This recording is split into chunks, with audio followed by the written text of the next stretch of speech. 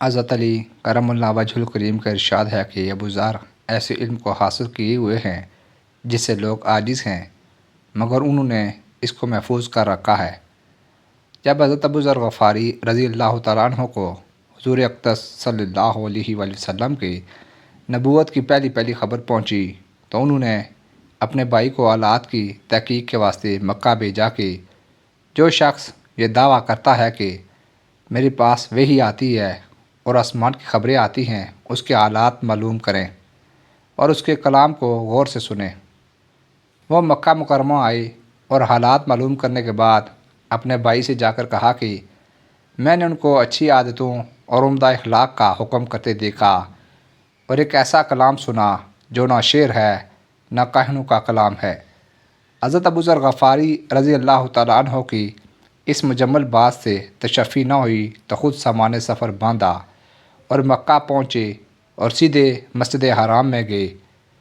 حضور صلی اللہ علیہ وآلہ وسلم کو پہچانتے نہیں تھے اور کسی سے پوچھنا مصلحت کے خلاف سمجھا۔ شام تک اسی حال میں رہے۔ شام کو حضرت مولا علی شیر خدا نے دیکھا کہ ایک پردیسی مسافر ہے، اس لیے ان کو اپنے گھر لے آئی، میزبانی فرمائی، لیکن اس کے پوچھنے کی کچھ ضرورت نہ سمجھی کہ کون ہو، کیوں آئے ہو۔ مسافر نے بھی کچھ ظاہر نہ کیا۔ صبح کو پھر مسجد آ گئے اور دن بھر اسی حال میں گزارا کہ خود پتہ نہ چلا اور نہ کسی سے دریافت کیا۔ غالباً اس کی وجہ یہ ہوگی کہ حضور صلی اللہ علیہ وآلہ وسلم کے ساتھ دشمنی کے قصے بہت مشہور تھے۔ آپ کو اور آپ کے ملنے والوں کو ہر طرح کی تکلیفیں دی جاتی تھی۔ ان کو خیال ہوا کہ صحیح حال معلوم نہیں ہوگا۔ دوسرے دن شام کو بھی مولا علی رضی اللہ تعالیٰ عنہ کو خیال ہوا کہ پردیسی مسافر ہے، بظاہر جس غرض کے لیے آیا ہے وہ پوری نہیں ہوئی، اس لیے پھر اپنے گھر لے گئے اور رات کو کھلایا سلایا، مگر پوچھنے کی اس رات کو بھی نوبت نہ آئی۔ تیسری رات کو پھر یہی صورت ہوئی تو حضرت علی مرتضیٰ شیر خدا نے دریافت فرمایا کہ تم کس کام سے آئے ہو، کیا غرض ہے؟ تو حضرت ابو ذر نے پہلے ان کو قسم اور عہد و پیمان دیے اس بات کی کہ وہ صحیح بتائیں۔ اس کے بعد اپنی غرض بتلائی۔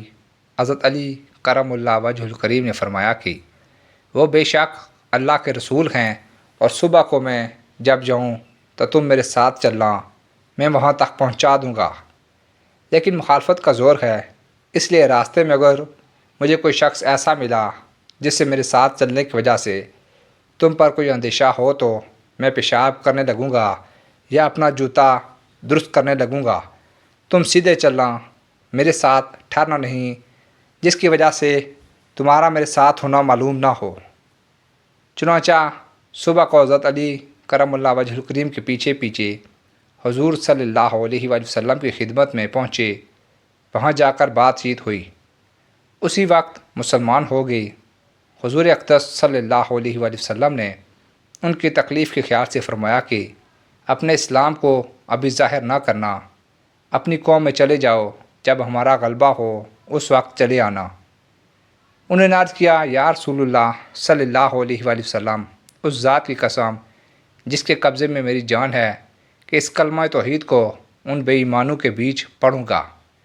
چنانچہ اسی وقت مسجد حرام میں تشریف لے گئے اور بلند آواز سے کلمہ پڑھا۔ پھر کیا تھا، چاروں طرف سے لوگ اٹھے اور اس قدر مارا کہ زخمی کر دیا، مرنے کے قریب ہو گئے۔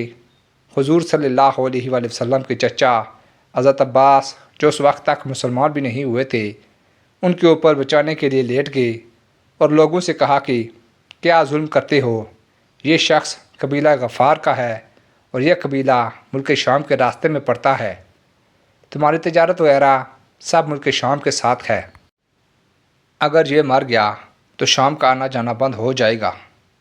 اس پر ان لوگوں کو بھی خیال ہوا کہ ملک شام سے ساری ضرورتیں پوری ہوتی ہیں، وہاں کا راستہ بند ہو جانا مصیبت ہے، اس لیے ان کو چھوڑ دیا۔